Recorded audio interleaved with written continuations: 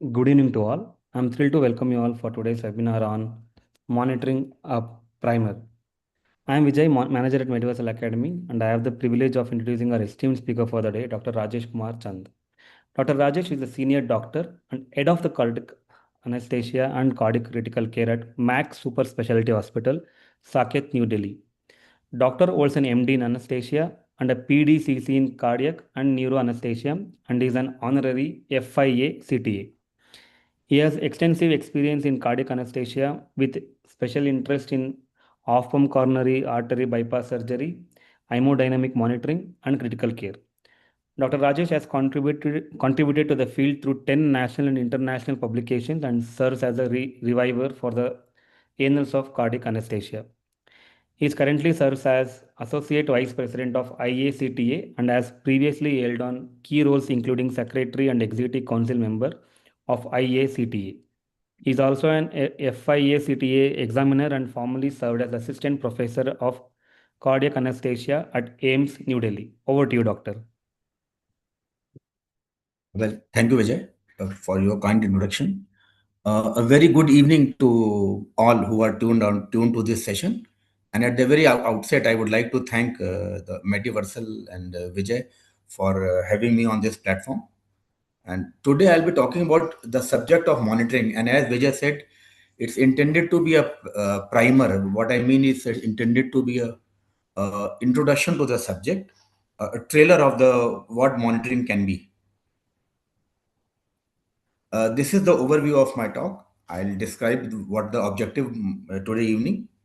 Talk about the brief history of monitoring. I'll introduce the subject of monitoring, then go on to talk about what are the expected qualities and properties of an ideal monitor, if there is an ideal monitor, and what can be the types of monitoring.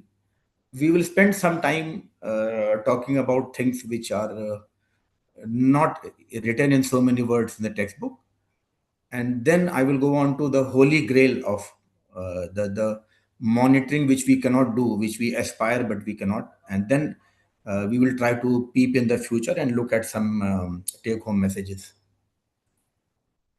This is the objective. The subject of monitoring is vast. Few books can be written on this subject. So I will try to give a bird's eye view, and I will talk about what is not usually mentioned in the book, like what monitored parameters will not tell us, what are the nuances, limitations, and pitfalls of monitoring. uh, I will try to talk about the philosophy of monitoring. Like, monitor is trying to talk to us. It's not one-way conversation. We interact with the monitor, with the monitored parameters to lead our patient, nudge our patients where we want to take them. Uh, we'll spend some time, as I said, talking about the future. The intent of this talk is to provoke some thoughts and raise more questions rather than to answer all the questions. What is not in the scope of this talk is exhaustive lecture on the specifics and details of various parameters and monitors. Coming to the history, checking, seeing whether a patient is conscious or not, whether he's breathing or not, moving or not, whether pulse is there, body warmth is almost as old as humanity itself. It was always there. Then some objectivity came to medicine. Blood pressure monitoring was started by Kortokov in 1905 using Riva-Rossi cuff, blood pressure cuff. And then routine charting of the blood pressure started in the medical charts. It was started by Harvey Cushing in somewhere around 1993, somewhere around 1993 or 4, in the neurology wards when he was a resident there. Then cardiac output estimation can be done from pulse contour analysis. This hypothesis was given by Erlanger and Oker, again as early as 1904. And thereafter, of course, we have the era of modern oscilloscope-based monitors. And here the game changer is use of transducers. What these transducers do is the various different physiological parameters are converted into an electrical current, which can be put on oscillograph, which can be tracked, recorded, stored for future comparison. The word monitor comes from a Latin word monere, which means to warn, to admonish, or to advise. Someone who warns us, reminds us, or advises us. Why we want to monitor somebody? We want to see whether a person is doing well. The person who was well and continues to doing well, a person who was not well, has he become well? So that we want to see from monitoring. And then monitoring helps us to evaluate a patient's condition, to evaluate the severity and extent of disease. Monitoring also tells us whether there is a need to start any treatment and what type of therapeutic intervention should be done. And monitoring helps us to understand whether our therapeutic intervention is efficacious, whether it is effective or not. And the monitored parameters can be used as start or stop triggers for any therapy, or whether to continue the therapy or not. And we can use monitored parameters to compare the therapy and also to prognosticate about the outcome in the patient. Before going to the objective monitored parameters, I would dwell on this bedside clinical monitoring. We all know about it, we are aware of it, but not much attention is paid to it in our day-to-day practice. The mere looking at the consciousness or the mentation of patient, we can know about the CNS function. Or if the consciousness and mentation is not good and the CNS is normal, then it can be because of poor perfusion, which can be because of either a local carotid block or even an inadequate cardiac output, will lead to poor mentation in absence of known neurological disease. Then the patient talking about feeling of impending doom, an ashen, ash-like face, weak, thready pulse, cold, clammy skin. And here I would like to mention the core and peripheral temperature difference of more than 5 degrees in a non-septic patient is very significant, and it's an evidence of shock. So poor capillary refill, pin rolling movement, even patient may have retching, uh, poor urine output, and something akin to seizures before very poor cardiac output, severe hypotension, patient may throw a seizure. And then respiratory distress, which is seen by tachypnea, use of accessory muscles, and abdominal breathing. So these all are bedside clinical monitoring. Now, objective monitoring, we can monitor awareness by using a BIS, bispectral index, compressed EEG. We can monitor perfusion, cerebral perfusion or oxygenation by using NIRS. Cerebral blood flow we can monitor by using transcranial Doppler or jugular venous oxygen saturation. And then hemodynamic monitoring, hemodynamic parameters tell us about the condition and functioning of cardiovascular system. We can, in hemodynamic monitoring, we can monitor the rate, rhythm, contractility. We can monitor for ischemia, structural and functional integrity of heart. And hemodynamic monitoring tells us about the efficacy and adequacy of cardiovascular system function. Hemodynamic monitor also serves as a surrogate for monitoring perfusion, because we don't have or have at least very poor or inadequate perfusion monitor. So we use hemodynamic monitoring parameters as surrogate for perfusion. And in hemodynamic monitoring, we can see ECG, blood pressure monitoring we can do, which can be invasive, non-invasive, intermittent, or continuous. We can monitor central venous pressure. We can use pulmonary artery catheter to monitor pulmonary pressures. We can measure cardiac output, which again can be invasive, non-invasive, intermittent, and continuous. We can measure fluid responsiveness from stroke volume variation, from systolic pressure variation, or from pulse pressure variation. We can see echocardiography. We can do echocardiography, which can tell us about the structure and function of heart. And echocardiography can be transthoracic and transesophageal.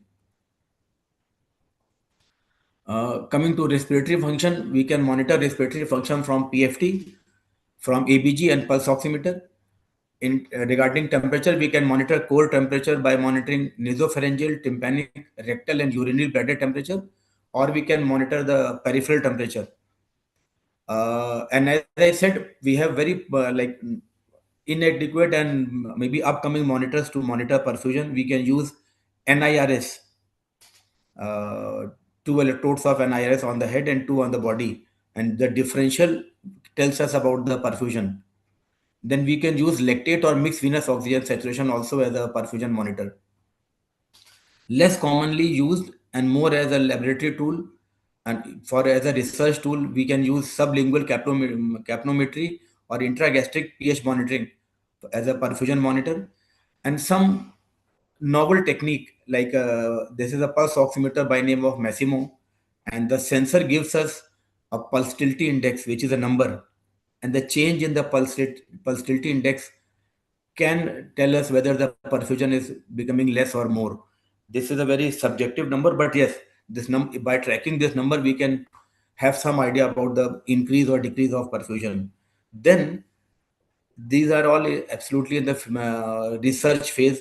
Use of bioimpedance or bioreactance of the human body to reflect the pulsatile nature of perfusion. Now, coming to what are the expected properties of ideal monitor. An ideal monitor should be accurate, it should be reproducible, and it should be real time. We should be able to use it bedside. It should be relatively inexpensive, easy to use, preferably nurse-driven. Nurses can use it. It should be non-invasive. There should be no side effect, and it should not. It should be observer independent. It should not depend on observer, and we should be able to record it. There is actually no ideal monitor, but these are the things which we expect. Then again, monitoring can be divided as a routine monitoring, which we do in our ward patients or in OPD, or we in ICU monitoring, which we do in our critically sick patients. Monitoring can be divided as a invasive, non-invasive, minimally invasive, and system-wise, as I've already enumerated, we can do neurological monitoring, hemodynamic monitoring, respiratory, temperature, coagulation, and so on and so forth. Now, reading between the lines. This is very close to my heart, and would like to spend some time here. Uh, when we use our monitors, we fall into a comfort zone, and we may become complacent. But this is what we have to understand, that monitored parameters are very good and reliable when we are using them to see how a normal person is doing, or whether person is becoming normal or not, or in stable situations. But these same monitored parameters become increasingly questionable when the patient, as the criticality of the illness becomes more, the severity of illness becomes more, or the patient condition is rapidly changing or unstable. I will give some examples, and then monitoring will be increasingly questionable in special situations like use of ECMO. ECMO is an extracorporeal membrane oxygenation, or LVAD, which is a left ventricular assist device, or mechanical circulatory support systems. Because with these systems use continuous flow pump, whereas our heart uh, functions is pulsatile, and our all our monitored parameters pick up, and our knowledge and is validated on the pulsatility of our circulation. And these ECMO LVAD, they are continuous pump, there is total loss of pulsatility. So our cardiac output, our blood pressure, CVP, whatever we know normal will absolutely turn on its head, and they will have no meaning. So in ECMO, LVAD, and MCS, the routine monitoring parameters lose meaning, and then echocardiography and some perfusion monitors like blood gas, lactate, mixed venous, they can tell us some information about the patient. Other limitation of monitoring techniques is all the monitored parameters is they tell us that okay, the patient is looking normal, but they provide no information about the patient reserve, whether the patient who's having these normal parameters, after some time how is this patient is going to behave.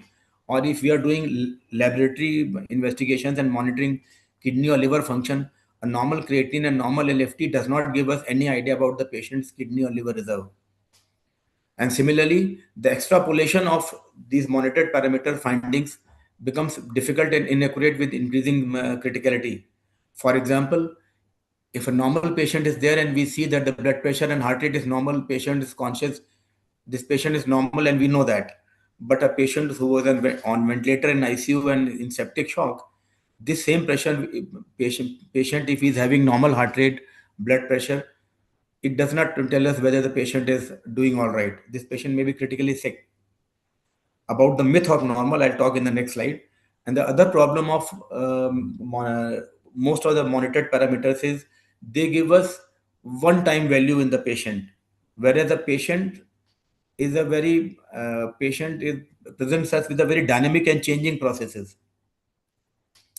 Now, talking about the myth of normal, uh, when we read our textbook of monitored parameters and vital parameters, we look at some normal values, normal blood pressure, normal mean arterial pressure.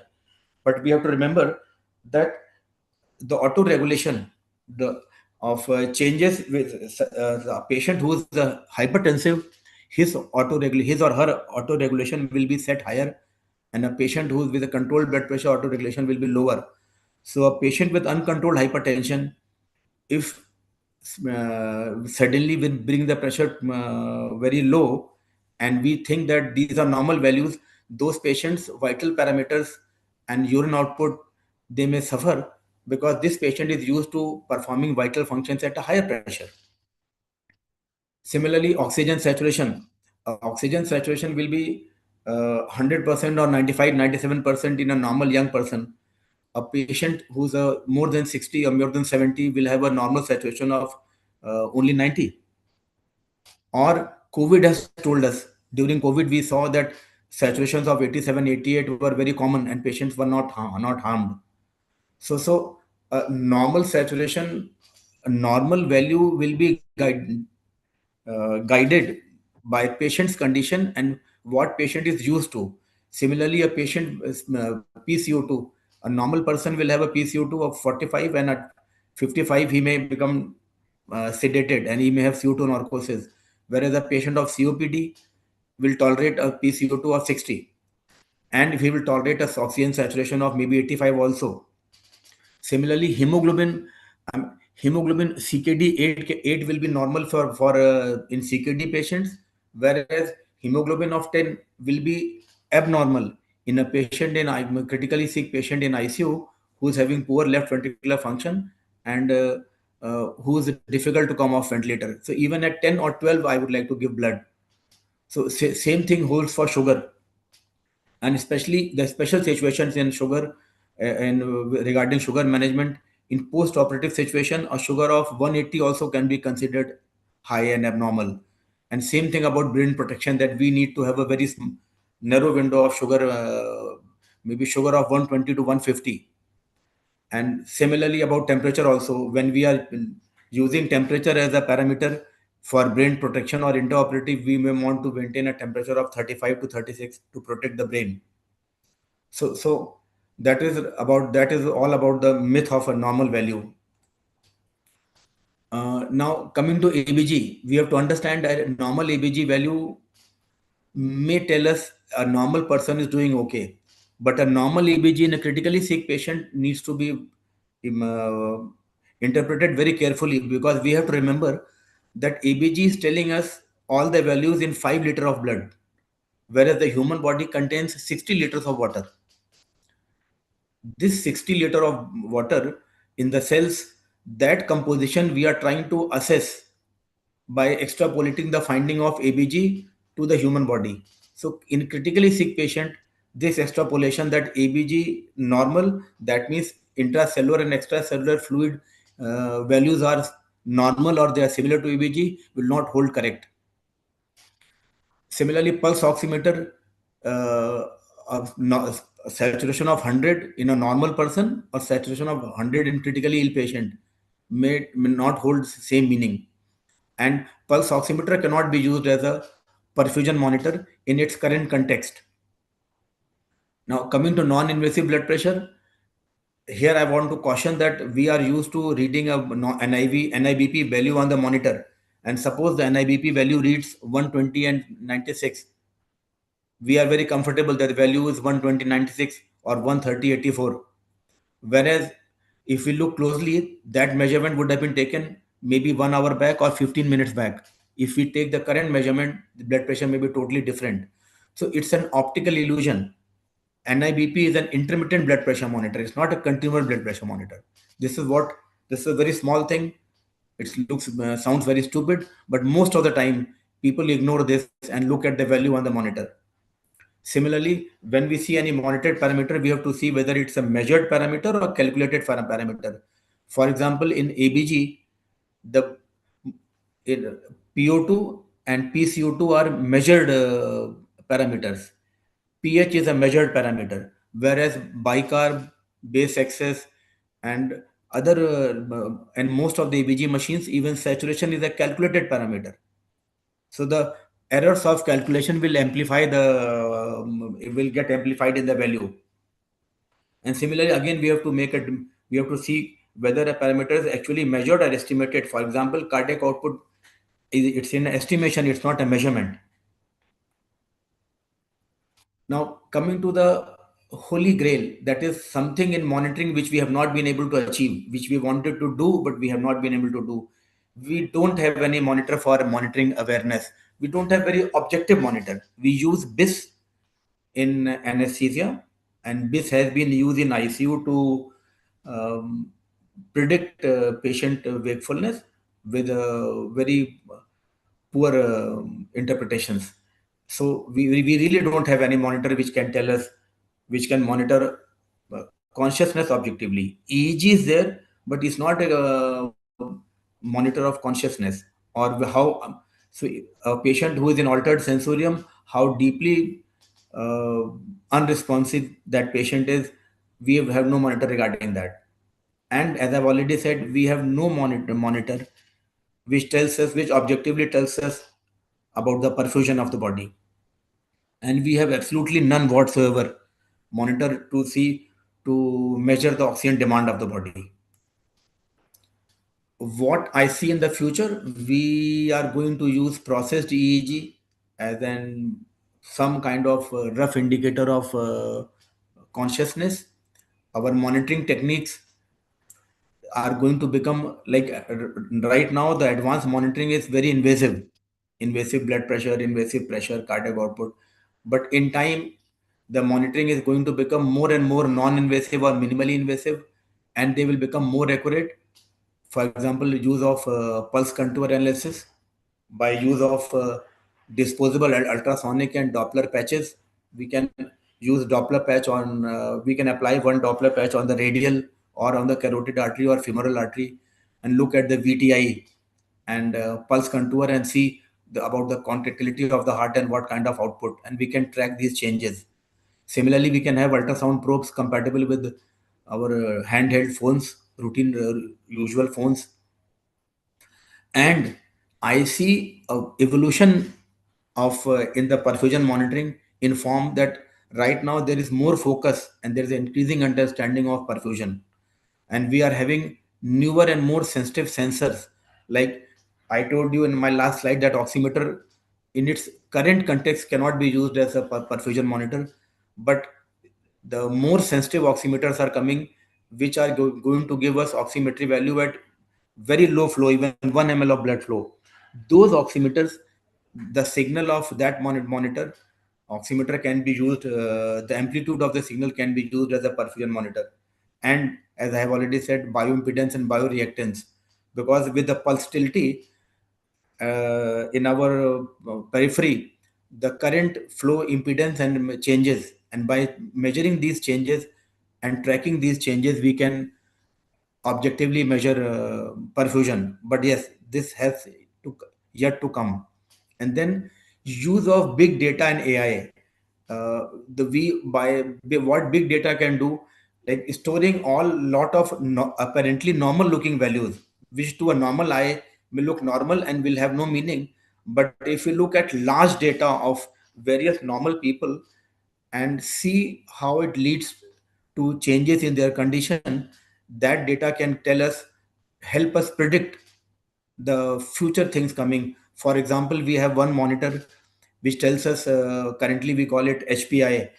That monitor, if we are using that data, it tells us that patient will have by tracking the pulse contour, cardiac output, and some other algorithmic software, that there is a prediction that in next 10 minutes, 15 minutes, patient will have hypotension.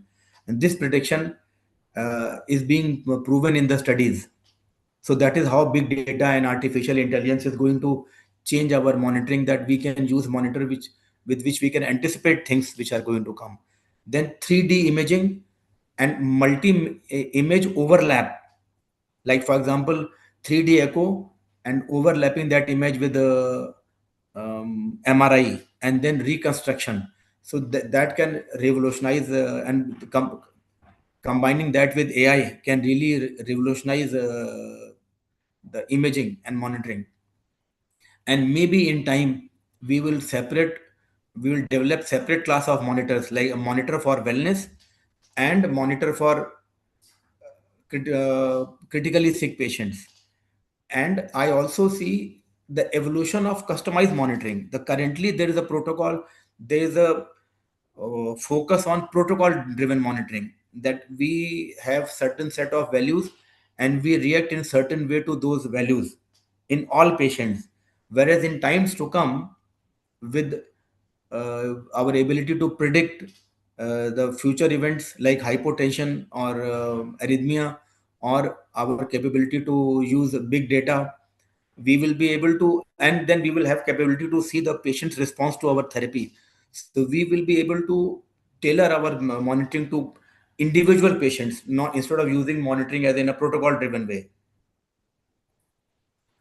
So, as a take home message, I would like to say that we should attempt to correlate the monitored information with the patient's clinical history, with the patient's clinical history examination, and what our therapeutic goal, not to certain textbook values.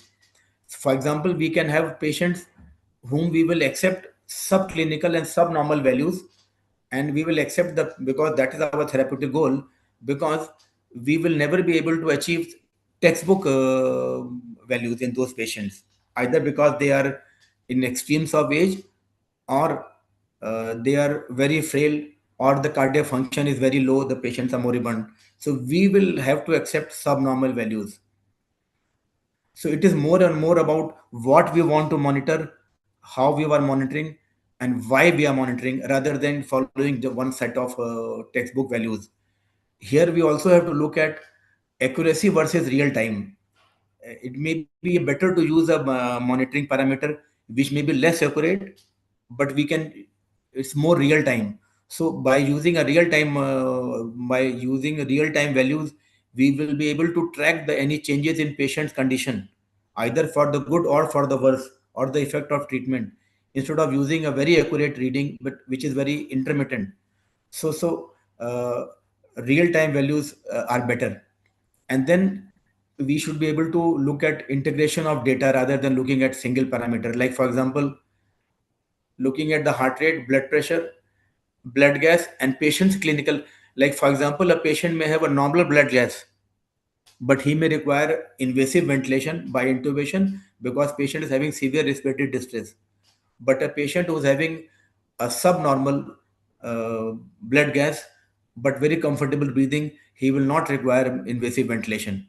So this is a fact which I wanted to point out, that we should look at complete picture instead of looking at one set of readings or one number. And more importantly, we need to perhaps change our day-to-day practice, like for example in wards and OPDs, to instead of a protocol driven approach, we need to customize our approach to each and individual patient depending on patient's special needs, special condition, and special expectation. And instead of using routine, like routinely we use pulse, blood pressure, maybe temperature and pulse oximeter, but we should be using all the above plus continuous NIBP and cardiac output monitoring. Cardiac output monitoring is now available as a non-invasive, and it is our fingertips. We can there are instruments which are giving us cardiac output from ECG, and we can get cardiac output from something like pulse oximeter. So imagine using continuous blood pressure and cardiac output, and perfusion monitoring. For example, we have a Massimo pulse oximeter in a patient, and the number was 85, and the same patient now we get a number 75 or 95 after 1 hour, after a few days. So these are the information which can be added to our day-to-day practice, and which can help us track our patients and prevent patients from becoming more sick and prevent some hospital admissions. Well, this is a take-home message, and thank you. I'll be happy to take questions. Thank you, doctor. Uh, we are opening a Q&A session. Doctors can ask all of your questions in the chat box. Doctor would be able to answer it. Meanwhile, doctor, if you can open the QR code, I'll also put the certificate form link in the chat box. Please do fill the form to get your certificates.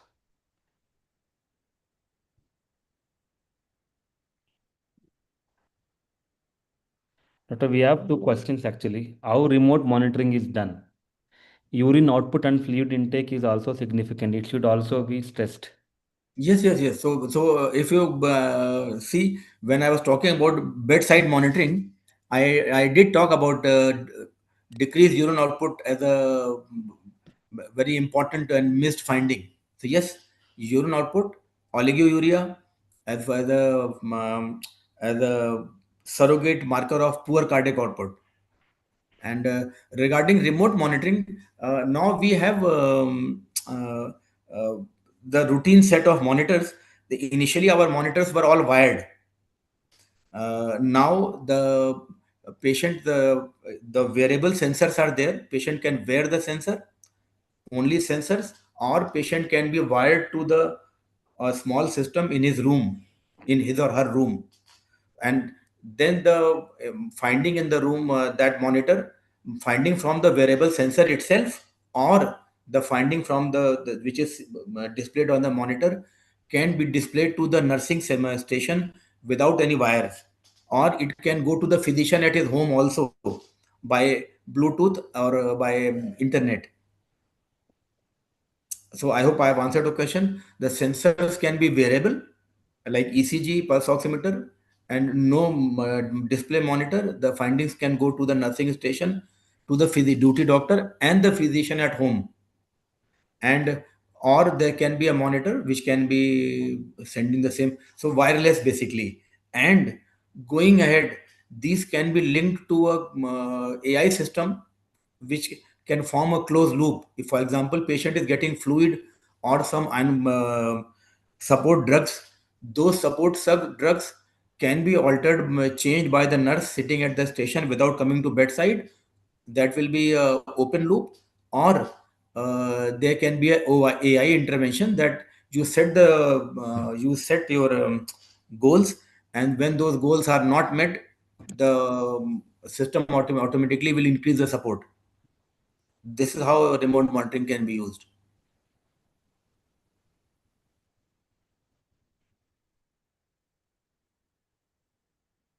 Thank you, doctor. We have one more. Dr. Sabi is asking detailed monitoring class should be conducted, please. Yes, we will look into it. Yeah, as I said, the it was a trailer to the monitoring, because you see, like I can talk about a non-invasive hemodynamic dynamic monitors only for 1 hour, and audience will be tired, and you may not be able to retain all those things.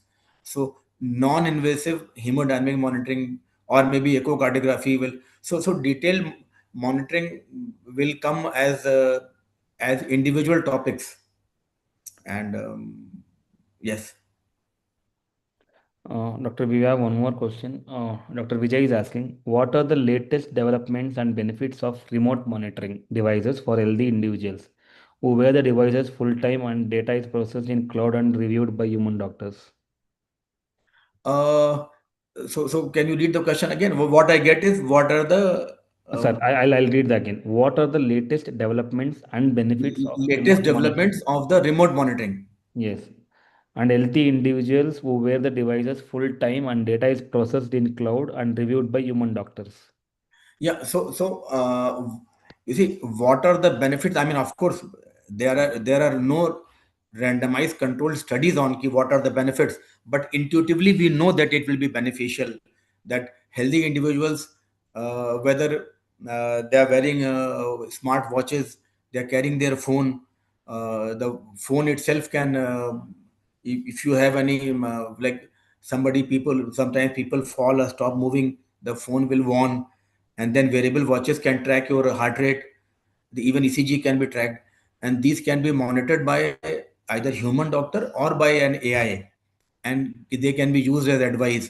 But these systems and fields are still evolving. But I have no doubt in my mind that this is the future, and this continuous monitoring of apparently healthy people. This is what I said, that the big data coming from continuous monitoring of healthy people, when interpreted with the help of AI, will help us develop algorithms or prediction models which can predict the adverse events or illness.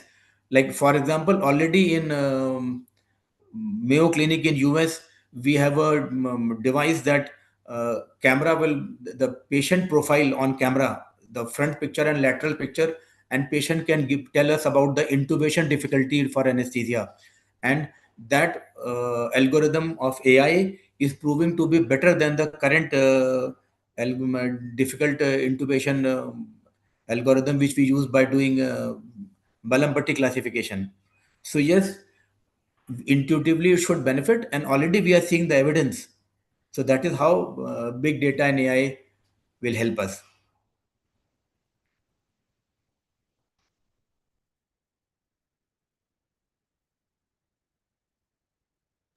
Thank you, Doctor. Thank you for answering that question. Dr. Shashi Sharma says, thank you, Dr. Rajesh, for a wonderful session. Thank you, Doctor. Doctors, if you have any queries, please do drop in your in chat box. Dr. Rajesh will be able to answer your question. Doctor comes with an enormous experience. You can ask any doubt. To the audience and Vijay, so that's what I meant. It was a teaser. The Yes. aim is to tease and we want people to focus on this complex subject of, because monitoring is not simple. Monitoring is not just simple numbers on the monitor, that good or bad. Monitoring is monitored parameters are like a language. The language can be simple in simple situations, and it can be the monitored parameters coming to us, monitored parameters and continuously coming to us will be like a complex language coming to us, which we need to decipher and then use that language to help our patients home. This is how I see it. I'll welcome more questions. Yeah. Thank you, Doctor. I have again dropped the certification link in the chat box. Please do fill the form to get your certificates. Uh, any questions, please drop in, or else we will call it a day. Very nice, knowledgeable session, Dr. Prakash says. Thank you, Dr. Prakash.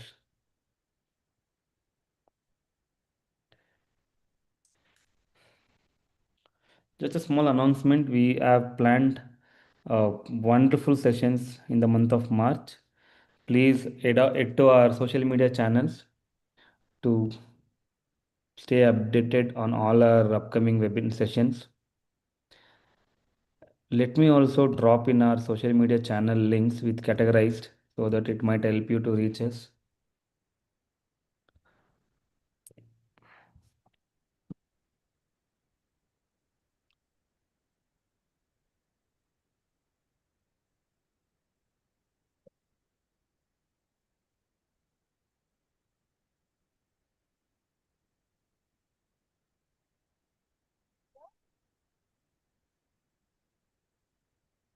Thank you, Doctor.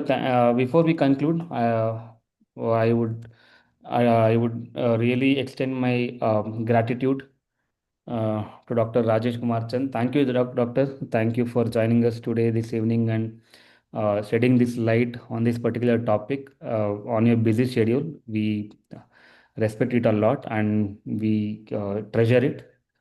Thank you so much. And thank you for all joining this on Sunday evening. Uh, Thank you. Good night, Thank all. you, Vijay. It was pleasure to me also. Thank you. Thank you, doctor. Thank you. Bye. Good night, all.